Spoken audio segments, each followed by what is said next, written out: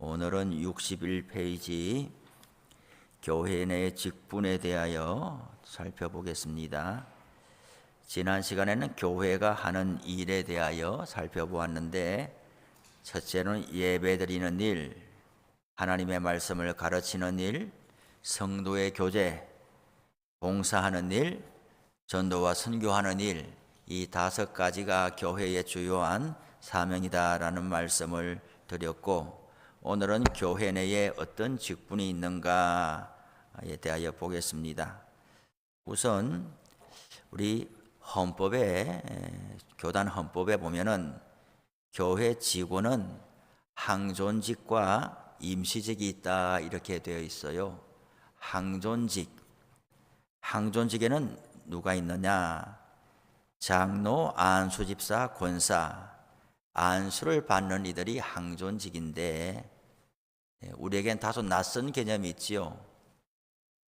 장로에는 2가지가 있는데, 설교하는 장로를 목사라 일컫고, 행정과 치리하는 장로를 우리가 흔히 교회에서 보는 장로라 한다, 그렇게 되어 있어요.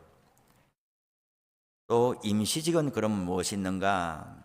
전도사, 그리고 서리집사, 안수집사를 돕는 분들이 서리집사인데 1년마다 임명을 해야 된다는 것이죠. 이렇게 교회에는 항존직과 임시직에 다양한 직분들이 있는데, 사도행전에 보면은 처음에 교회의 직분을 어떻게 생겼는가 하는 것을 알 수가 있어요. 최초의 교회는 예루살렘 교회지 않아요. 2번째 교회는 안디옥 교회이고, 안디옥 교회는 이방인 교회이고, 예루살렘 교회는 유대인들이 중심된 교회이고, 또 예수님의 동생 야고보서를 기록한 예수님의 동생 야고보가 당회장으로 있는 그 교회, 베드로가 힘차게 설교해서 3,000명이나 회개하고 돌아오고 세례를 받는 역사가 일어나고, 정말 교회의 탄생, 교회가 힘있게 일어나는 그런 모습을 보게 되었어요. 오늘 면 사무소에 볼 일이 있어 이렇게 갔더니, 이제 계단에 우리 포천에 또 군내면 지역에 그 역사를 보여주는 사진이 쭉 걸려 있더만요. 이렇게 보니까 50년대에 60년도에 이제 박정희 전 대통령이 다녀가서 또 시찰하는 그런 사진도 있고, 거기에 청량교회, 우리는 청량동 교회라 하는데 그 사진에는 청량교회라고 돼 있으면서 1954년이라고 기록이 돼 있어요. 또 몇 분들이 모여서 기념사진을 찍었는데, 거기 한쪽 모퉁이에 영락교회라고 돼 있어요. 아마 영락교회에 어떤 전도대나 권사회나 여기서 54년도에 우리 교회에 후원을 했지 않나. 처음 시작은 글쎄요, 어떤 분들은 여기 그 당시 미군 54년도에 전쟁 이후에 미군들이 와 있을 때에 미 군목이 와서 이제 교회를 세웠다, 그런 말도 있고 한데, 어쨌든 그 사진에는 영락교회라는 이름이 선명하게 표시가 되어 있고, 그것이 첫 창립 예배로 그렇게 있는 것을 보았어요. 교회 이야기를 하는데, 영락교회, 이제 한국의 대표적인 교회이죠. 한국의 최초의 교회는 세문안 교회죠. 우리 장로교에서는. 감리교에서는 정동제일교회가 최초의 교회고, 선교사들이 들어올 때에 1885년에 인천 그 제물포에 내릴 때 부활절 아침에 내렸는데, 그때 언더우드와 아펜젤러 선교사가 동시에 같은 배를 타고 내렸어요. 사람은 최초, 처음 혹은 마지막 이것을 기억하잖아요. 2번째, 같은 날 와도 두 번째, 세 번째는 기억을 잘 안 해요. 처음으로 한국 땅에 누가 발을 내디뎠냐? 우리 장로교에서는 언더우드 선교사가 먼저 내렸다. 감리교에서는 아펜젤러 선교사가 먼저 내렸다. 그래서 우리가 글쎄요, 여기서도 앞으로 그런 좀 기회를 좀 만들었으면 싶어요. 역사 탐방하는 거. 제가 이전에 있을 때에 이제 역사 탐방 교회 적어도 한 100년 이상 교회들을 전국에 탐방하고 가서 또 기도하고 하는 것을 한 2년 정도 했던 것 같아요. 한 4학기죠. 근데 거리가 멀기 때문에 서울에서 광주까지 내려간 게 오고 가는 시간이 있기 때문에 광주까지밖에 못 내려갔어요. 제주도도 가봐야 되고 울릉도도 가봐야 되고 명령도도 가봐야 하는데 일본에도 오래된 교회들이 있어요. 일본에도 가보고 해야 하는데 거기까지는 가지를 못했어요. 앞으로 우리도 기회가 있는 대로 우리 노 권사님들이 더 연로해지기 전에 그렇게 좀 같이 다녔으면, 멀리 못 가면 서울이라도 가서 오래된 교회들 그 역사관이 다 있어요. 탐방하고 갔다 오면은 기도의 내용이 달라집니다. 여기 있을 때는 그냥 우리 교회밖에 모르지만 선교사들의 발자취를 보고 오면은 한국 교회에 대한 기도가 들어오게 돼요. 원주 가까운 철원까지도 갔군요. 철원에도 오래된 교회가 있었어요. 하여튼 교회가 세워지는데 오래된 교회들, 대표적인 어머니 교회들이 있죠. 그러나 이 영락교회는 최초의 교회는 아니에요. 48년도에 한경직 목사님이 월남에서 내려오면서 신해주 제2교회에 있다가 너무나 큰 핍박이 있고 해서 이미 휴전선이 그어진 상태에서 이제 내려오게 되었죠. 그런데 그때 같이 월남해 온 사람들이 많이 있었고, 또 2년 후에 6.25가 나면서, 전쟁이 나면서 또 월남해 온 사람들이 많이 있었고, 그래서 이 땅에 사람이 얼마나 많은데 월남해 온 사람들이 뿔뿔이 흩어져서 오잖아요. 아들이 먼저 내려오기도 하고 부모가 먼저 내려오고 뒤에 삼촌이 조카 데려오고 이렇게 왔는데 어디 가면 상봉할 수 있느냐? 영락교회 가면 상봉을 할 수 있다는 거예요. 왜? 그 한 목사님이 이렇게 이제 월남에 온 사람이기 때문에 그 어른을 보고 모두가 아버지 같은 마음을 가지고 전부 거기로 모이니까 그 주일날 거기 마당에 가가지고 돌아다니다 보면 고향 사람을 반드시 만난다. 그러다 보니까 교회가 부흥하고 이렇게 성장하는데 시간이 오래 걸리잖아요. 그런데 영락교회는 순식간에, 월남에 온 사람들이 순식간에 그냥 모여가지고 우리나라의 최초의 2부 예배가 어디서 생겼느냐? 영락교회에서 생겼어요. 참 한 교회가 이렇게 영향을 깊게. 장신대 앞에 있는 광장교회라고 있어요. 우리 신학교 다닐 때 수요일에 가서 예배. 그 광장교회도 영락교회가 와서 또 개척했고, 사방에 영락교회가 그렇게 참 특별히 군성교회에 열심히 있어가지고 군대 교회도 많이 후원하고 참 큰 역사를 감당했지요. 그렇게 짧은 시간 안에 사람들이 막 인산인해를 이루니까 학교를 지을 수밖에 없어요. 대광고등학교라든지 학교를 짓고, 또 전쟁통에 남편 잃은 사람들, 또 이제 부모 잃은 아이들, 교회가 다 거둬야 되니까 또 시설을 자꾸 짓고 하다 보니까 교회 사역이 이렇게 많아지게 된 거죠. 그러니 한 번에 모여가지고 예배를 다 못 드리니까 2부 예배를 드리고 3부 예배를 드리고. 그래서 제가 교회 역사에 관심이 있어가지고 그 인물에 대한 평전이나 전기들을 관심 있게 읽었거든요. 한 목사님 책도 많이 읽고. 조용기 목사님 책도 좀 읽고, 조 목사님이 목회를 처음 시작하면서 한경직 목사님한테 찾아가가지고 어떻게 하면 내가 목회를 잘할 수 있습니까? 이 자문을 구했는데 한 목사님이 무슨 비결이 없고 열심히 기도하고 전도하고 하나님 앞에 맡기고 의지하면 하나님이 책임져 주십니다. 그래 말했다는 거예요. 그래서 조 목사님이 적잖이 실망하고 무슨 큰 교회 비결이 있을 줄 알았는데 비결을 넣고 나도 다 아는 이야기를 하니까 그저 좀 낙심한 모습으로 왔지만 목회를 해나가다 보니까 비결이 정말 그것이 비결이더라.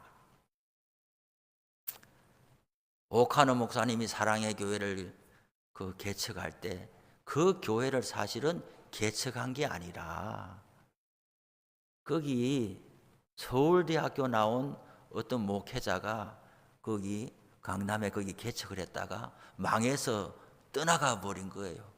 그 자리에 오카노 목사님이 들어갔는데 서울대학교 졸업한 사람도 목회가 안 돼서 가버렸는데 이 목회가 어떻게 될 것인가 하고 누구한테 자문을 구하러 갔느냐? 조용기 목사님한테 자문을 구해요. 그 당시만 해도 말이죠.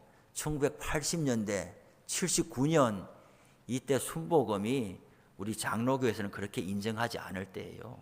뭐 이단이니 아니니 이런 말이 있을 때가 그 당시인데 우리 장로교에서 존경받는 오카노 목사님이 30대에 목회를 시작하면서 너무나 두려움이 많고 어떻게 해야 되겠냐 싶으니까 조 목사님한테 가서 목회를 어떻게 해야 됩니까? 나한테 기도 한번 해주이소 이렇게 했는데 조 목사님이 뭐라고 말했을까요? 들은 대로 말하는 거지요. 30년 전에 한경직 목사님한테 들었던 이야기를 똑같이 해주면서 큰 비결이 없습니다. 기도하고 전도하고 성도들 잘 돌아보고 하나님 앞에 맡기면 목회가 될 겁니다. 그랬대요. 나중에 보니까 이제 조 목사님 은퇴하고 나니까 오카노 목사님 그 목회 이제 거의 왕성하게 될 때 그 강단에 초청해 가지고 강단 교류도 하고 부흥회도 같이 열고 초청하고 하는 것을 보니까 참 한편으로는 부럽기도 하고 하나님의 역사가 이렇구나 하는 것을 저도 간접적으로나마 알게 되었는데 그렇게 교회가 갑자기 막 이렇게 일어나게 되면은 사역이 많이 열려질 수밖에 없으니 일꾼을 세울 수밖에 없는 거예요. 사도행전에도 그와 같은 맥락이 있는 거죠. 베드로의 설교로 그렇게 많은 사람들이 모이고 교회가 되니까 그 당시에 교회는 우선적으로 뭘 했느냐? 말씀을 잘 가르치고 뜨겁게 기도했지만은 구제 사역이 중요했어요. 제가 한경직 목사님을 나름 사모하고 존경해가지고 그 책을 싹 다 읽고 그 세미나도 무척 쫓아다니고 그래서 많은 것을 기억하고 있어요. 그 에피소드들을 한 목사님이 이제 그 한참 심우할 때 말이죠. 하여튼 그 교회에 가면 적어도 뭐 하나는 얻어온다. 옷을 얻어오든 밥을 얻어오든 뭐 빈손으로 오지는 않는다. 이 소문이 파다하고 실제로 한 목사님을 만났다 하면은 빈손으로는 안 보내니까. 그래서 교회가 그 목사님이 그 당시 얼마나 한국교회 지도자 아니에요. 목사님한테 뭘 이렇게 해드리면은 그 다음날 보면 또 없고 그 다음날 보면 또 없고 이래가지고 또 교회 올 때마다 뭐라도 직원들한테 빈손으로 보내지 마라. 교회 오는 사람 빈손으로 보내지 마라. 계속 그래 하니까 장로님들이 나중에는 항의를 하게 됐다고 그래요. 목사님, 교회가 예배하는 곳이지 구제하는 곳입니까? 교회가 사회봉사단체입니까? 어쩌자고 교회가 뭘 자꾸 이렇게 주냐 말이죠. 구제하는데 돈을 이렇게나 써가지고 이 교회가 되겠냐고, 교회가 사회봉사단체냐고, 그렇게 이제 목사님을 상당히 부담을 줬던가 봐요. 목사님이 한 말이 교회는 구제단체가 맞습니다. 예배만 드리는 곳이 아니라 그 사람이 예수 안 믿든 안 믿든 간에 이거 하나 주니까 교회 오세요 이런 것이 아니라 그저 흘려보내는 걸로, 누구든지 교회에 오면은 빈손으로 보내지 말고 다 뭐라도 필요한 것을 공급해야 됩니다. 그래서 교회는 구제하는 곳입니다. 그렇게 했다고 그래요.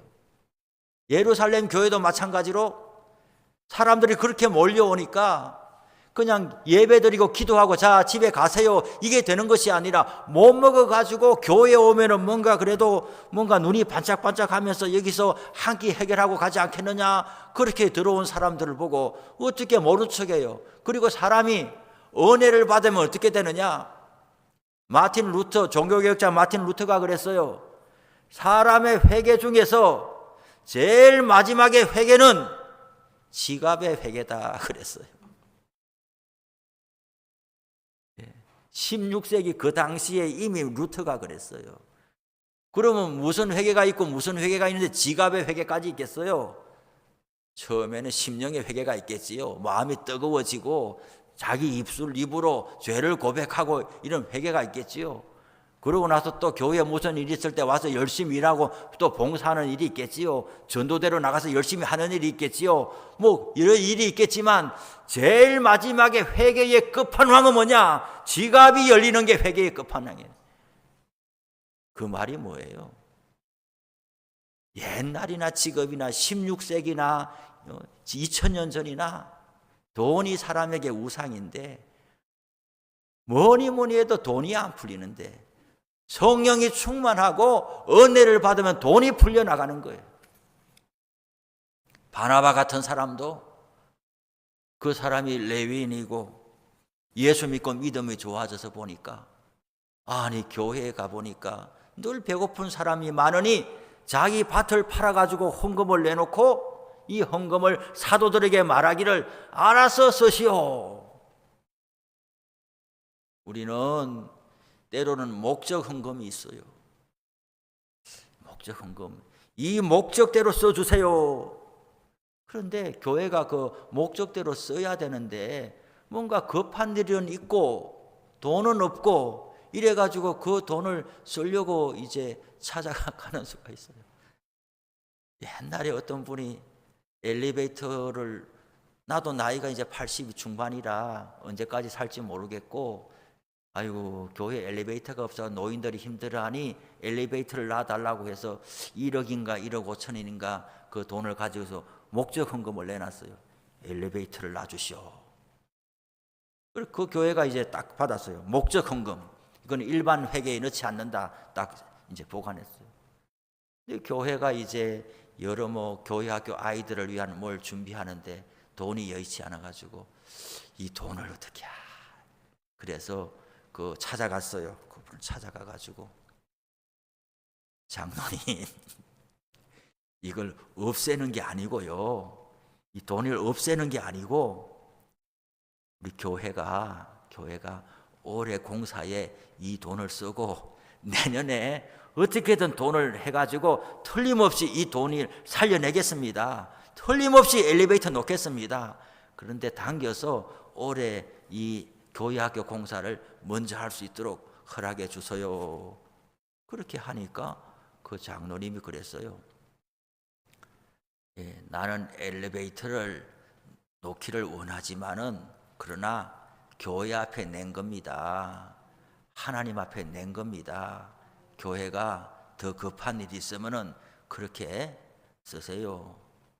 뭐 한 장로님이 누가 몇 사람이 그 돈을 쓰면 큰일 나죠. 그러나 공개적으로 당회가 결의해가지고 재직회에 논의해서 돈을 쓰게 되면은 투명하고 공정하잖아요. 헌금을 하신 분이 이대로 쓰는가 안 쓰는가 볼 거야. 이렇게 하면은 너무 이제 힘들어져요. 허물을 해도 마찬가지죠. 우리는 다행히 휘장은 없습니다만은 교회 옛날에 뭐 좀 보라색인지 하여튼 짙은 색으로 휘장을, 그것도 누군가는 허물을 했을 거 아니에요. 휘장을 이렇게 허물을 했는데 점점 교회도 이제 본당 분위기도 밝아지기를 원하고 등도 교체해 놓고 이렇게 하다 보니까 옛날에 했던 휘장, 예수님이 오셔서 휘장을 다 찢었는데 뭐 휘장을 이렇게 어둡게 하느냐, 밝게 등을 넣고 싶은데 그래 이제 이 허물하신 분이 아직 살아 있잖아요. 가가지고 권사님, 이제 교회가 본당을 이렇게 리모델링 하려고 하는데 저 권사님이 허물한 휘장을 좀 이제 좀 걷으면 어떻겠습니까? 이렇게 말했더니 뭐라고 그러겠어요? 앞에 장로님은 교회 앞에 하나님 앞에 허물한 것이니 교회가 알아서 사용하세요. 이렇게 했는데 이 권사님의 사례는 내 눈에 흙이 들어가기 전에는 안 됩니다. 그래가지고 어떻게 했겠어요? 휘장만 놔두고 리모델링을 다 한 거죠. 할 수 없어요. 우리 교회 와보니까 휘장이 없어서 제가 그 걱정은 안 해도 됐어요.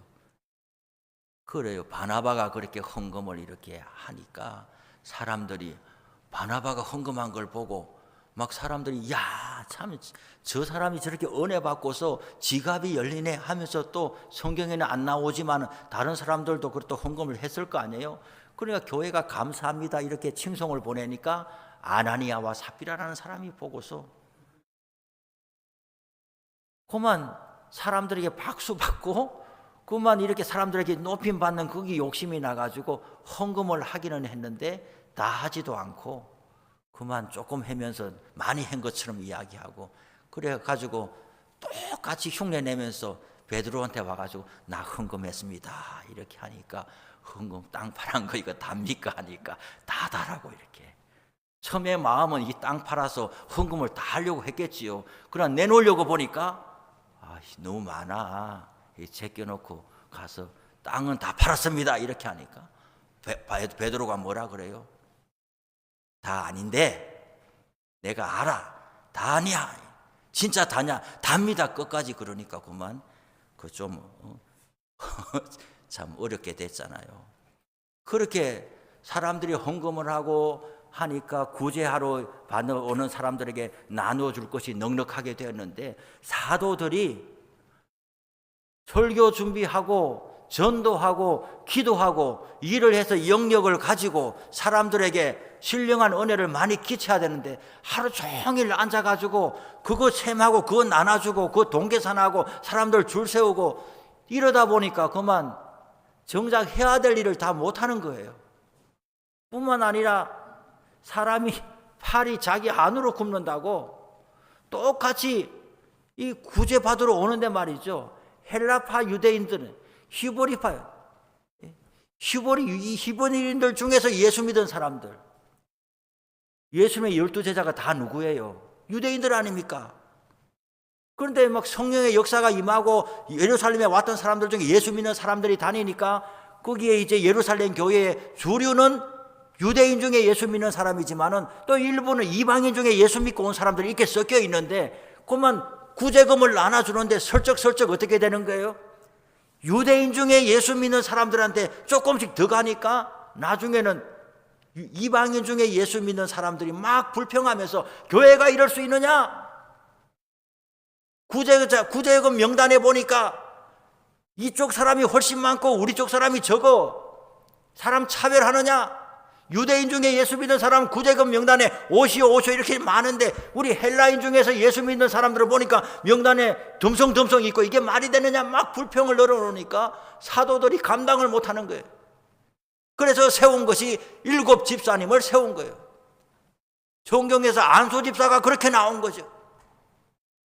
교회의 공적인 일을 하는데 아무나 세울 수 없으니 성령이 충만하고 지혜가 가득한 하나님의 사람을 일할 만한 사람들을 7명을 선별해가지고 안수하여 집사님으로 세우고 이 집사님들에게 이런 구제사역 교회 일을 전반적으로 다 맡기고 따라다니면서 간섭하지 않아도 성령과 믿음이 충만한 사람이니까 간섭하지 않아도 알아서 다 교회를 위해서 잘 하리라고 믿고 사도들은 거기서 빠져나온 거죠. 이것이 교회가 직분자를 세운 그 성경의 모태라고 볼 수가 있는 거예요. 오늘 여기 교재에 보니까 우리가 다 아는 내용들이 쓰여 있어요. 항존직과 임시직이라고 그랬는데 우선 교회는 교역자가 있는 거죠. 그 다음에 장로님이 있어요. 장로님 7위의 회원으로 당회원으로서 목사에게 협력하는 자 이렇게 돼 있어요. 행정과 권징을 관리하고 신령한 일을 살피는 자라고. 교리를 오해하는 자가 있으면 이해시키고 도덕상 부패한 일을 방지한다. 회개치 않는 자나 특별한 일이 있을 때에 당회에 보고하는 직분이다. 그래요. 저도 단임 목회가 처음이라 앞으로 어떻게 해야 될지, 요즘에는 존경과 존중과 권위가 상실되어서 여기 아니면 교회 없냐 이렇게 가는 분들이 많기 때문에 이 장로님들이 본래 장로의 자리의 역할을 감당하기가 어려워요. 교회에서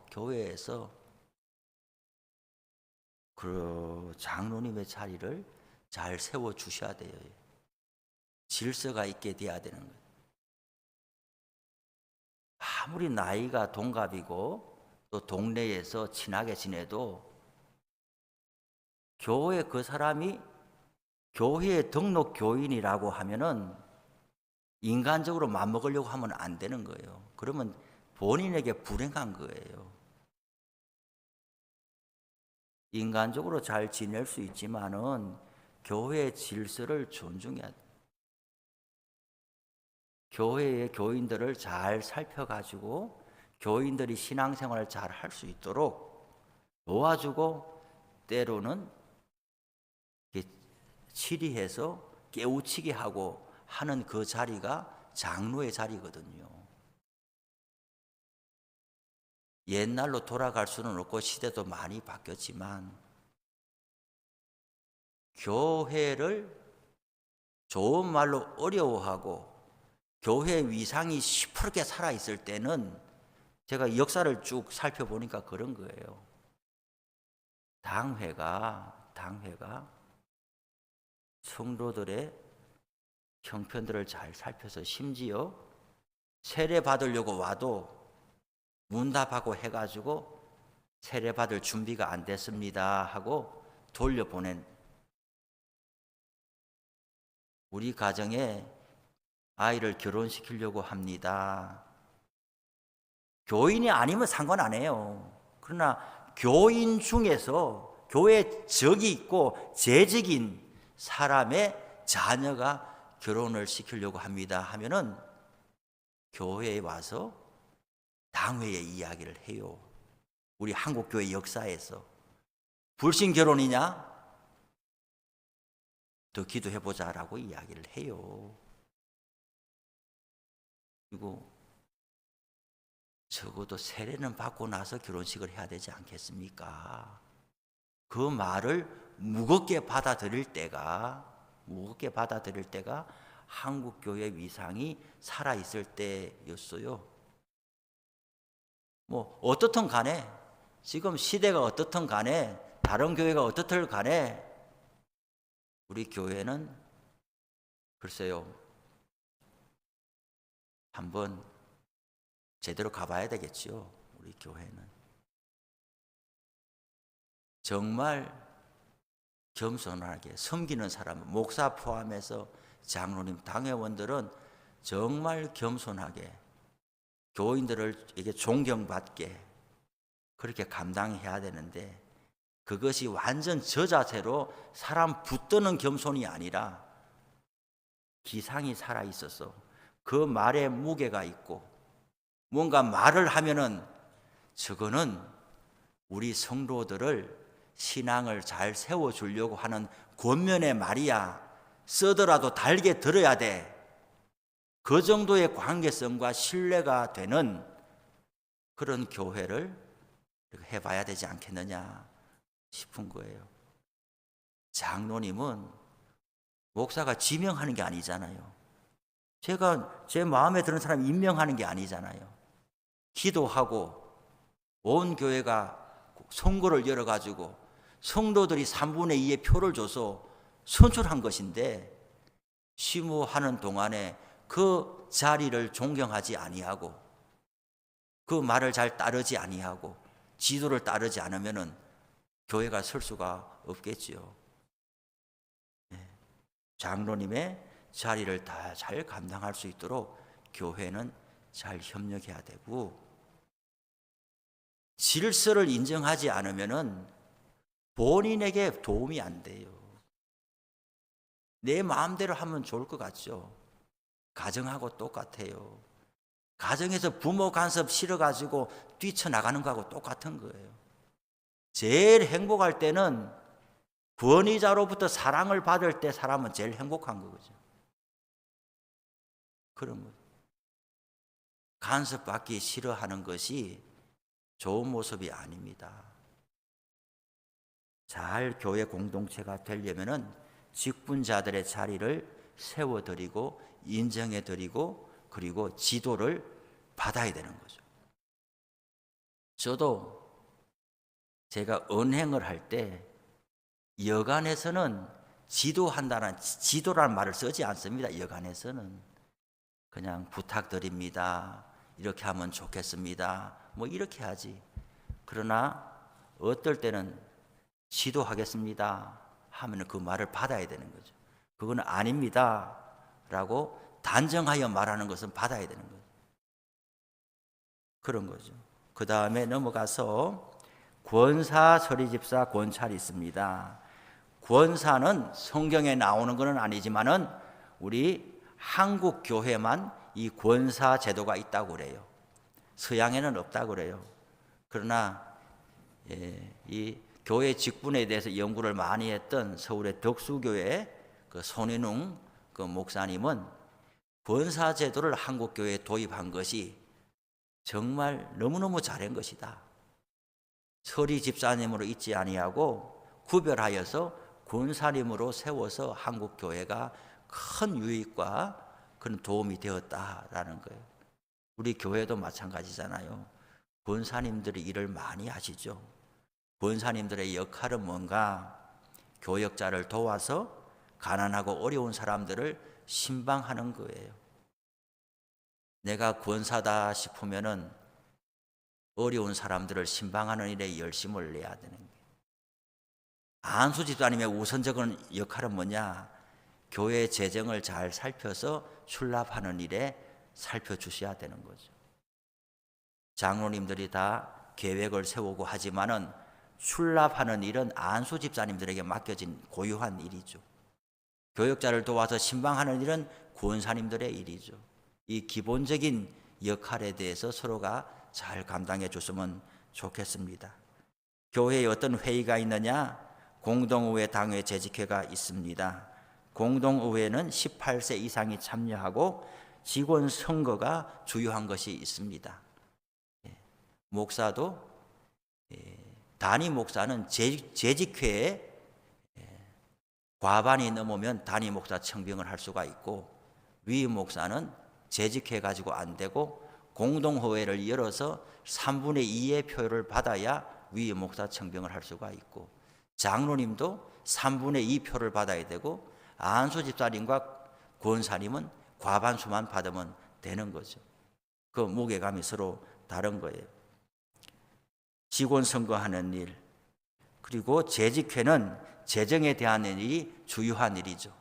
부동산을 사고 파는 일도 재직회 소관이에요. 때로는 이 번지수를 잘못 읽어서 나중에 법적으로 문제가 되는 경우가 있습니다. 어떤 사람은 그렇게 말해요.